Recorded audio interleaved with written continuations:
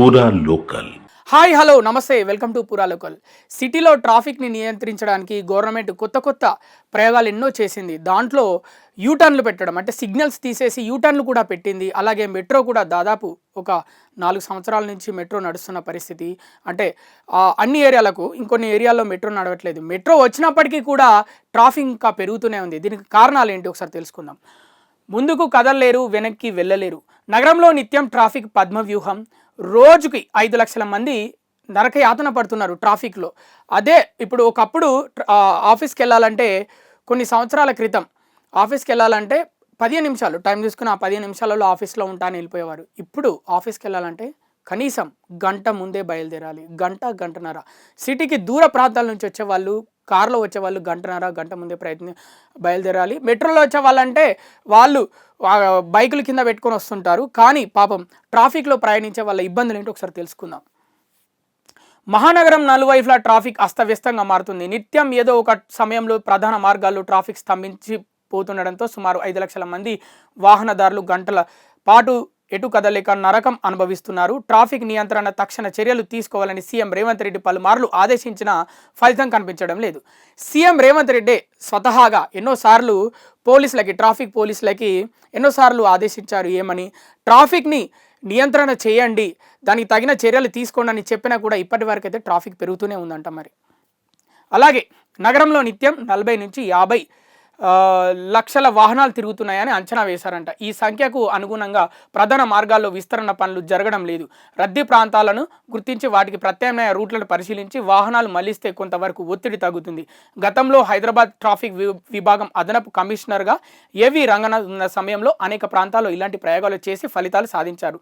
రాజధాని పరిధిలో 3,328 మంది పోలీసులు ట్రాఫిక్ విభాగంలో ఉంటే వీరిలో రోడ్డు మీదకి వచ్చేవారు 300 మందేనంట. చాలా చోట్ల హోంగార్డులను పెడుతున్నారు. హైలైట్ టాపిక్ ఏంటంటే, నగరంలో రోజు 40 లక్షల నుంచి 50 లక్షల వాహనాలు రోడ్డు మీద తిరుగుతున్నాయి. 40 లక్షల నుంచి 50 లక్షల వాహనాలు. ఈ సంఖ్యకి ఇంకా పెరుగుతూనే ఉంది.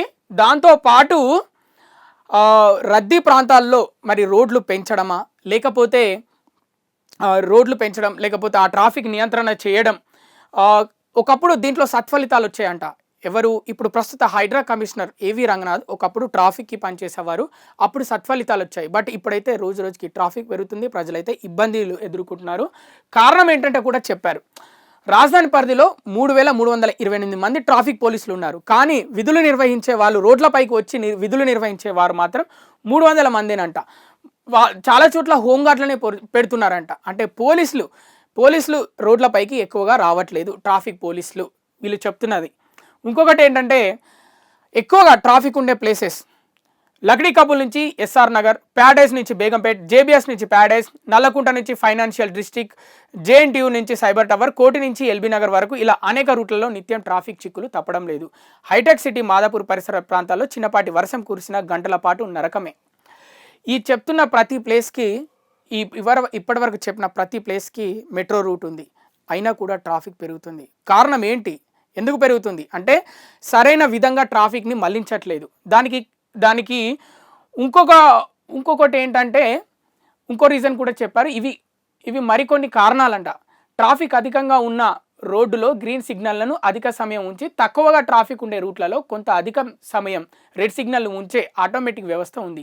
దీన్ని పోలీసులు ఉపయోగించడం లేదంటే ఇప్పుడు నగరంలో 121 ప్రాంతాల్లో యూటర్న్లు, ఫ్రీ లెఫ్ట్లు చేయొచ్చని అధికారులు గుర్తించారు. వీటిపై పోలీసులు చర్యలు తీసుకోవడం లేదు. మహానగరంలో దాదాపు 200 ప్రాంతాల్లో చిన్నపాటి వర్షానికే ముంపు నీరు ట్రాఫిక్కి అవరోధంగా మారుతుంది.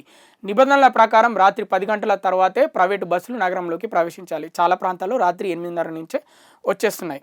ఇక్కడ ముఖ్యమైన పాయింట్ ఏంటంటే, బాగా ట్రాఫిక్ ఉన్న ప్లేసెస్లో గ్రీన్ సిగ్నల్ ఎక్కువసేపు ఉంచి, తక్కువ ట్రాఫిక్ ఉన్న ప్లేస్లో రెడ్ సిగ్నల్ ఎక్కువసేపు ఉంచాలని సూచించారు. కానీ అది ఇప్పుడు ఎవ్వరూ పాటించడం లేదంట. అలాగే నగరంలో 121 యూటర్న్లు ఉన్నాయి. అలాగే ఫ్రీ లెఫ్ట్లు 121 ఫ్రీ లెఫ్ట్లు కూడా చేయొచ్చని గుర్తించారంట. వీటిపై పోలీసులు ఏం పట్టించుకోవట్లేదు. అలాగే 200 ప్రాంతాలు సిటీలో చిన్న వర్షానికే ముంపుకి గురవుతాయి. అంటే రోడ్లు వరదలుగా మారిపోతే, చెరువులుగా మారిపోతాయి అన్నమాట. చిన్నపాటి వర్షానికి 200 ప్రాంతాలు హైదరాబాద్లో ఇలా వరదలకు, అలాగే ఒక చెరువులాగా మారిపోతాయంట. అలాగే ఒకప్పుడు మీరు చూసుకుంటే రాత్రి 10 తర్వాతనే పెద్ద లారీలు ప్రైవేట్ బస్సులు హైదరాబాద్లోకి వచ్చాయి. ఇప్పుడు చూసుకుంటే 7:30కి 8 గంటలకి ఒక్కొక్కడు వచ్చేస్తున్నాడు. పెద్ద పెద్ద లారీలు బస్సులు వేసుకొని అసలు వాళ్ళని ఎవడు ఆపే నాదుడే లేదు. వాళ్ళ వల్ల ఇంకా ట్రాఫిక్ సమస్యలు ఎక్కువ అవుతున్నాయి.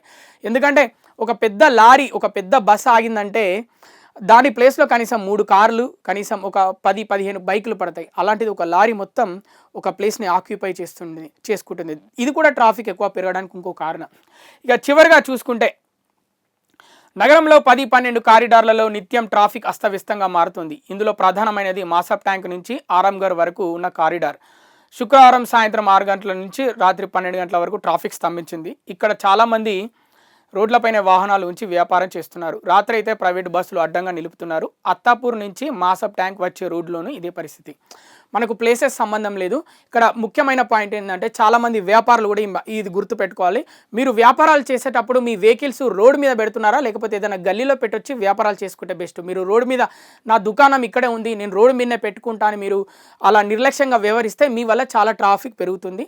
ఏదో రోజు మీకు కూడా దీనిపైన చర్యలు తీసుకోవాల్సి వస్తుంది. కాబట్టి చాలా శ్రద్ధగా వ్యాపారాలు నడిపించే వాళ్ళు కూడా శ్రద్ధగా మీ వెహికల్స్ లోపలనే పెట్టుకోవాలి, రోడ్లపైన పెట్టుకోవద్దు. ఇవి ఇప్పటి వరకు ఉన్న అప్డేట్స్. మరిన్ని అప్డేట్స్ కోసం చూస్తూనే ఉండండి పూరా local, your choice for local voice.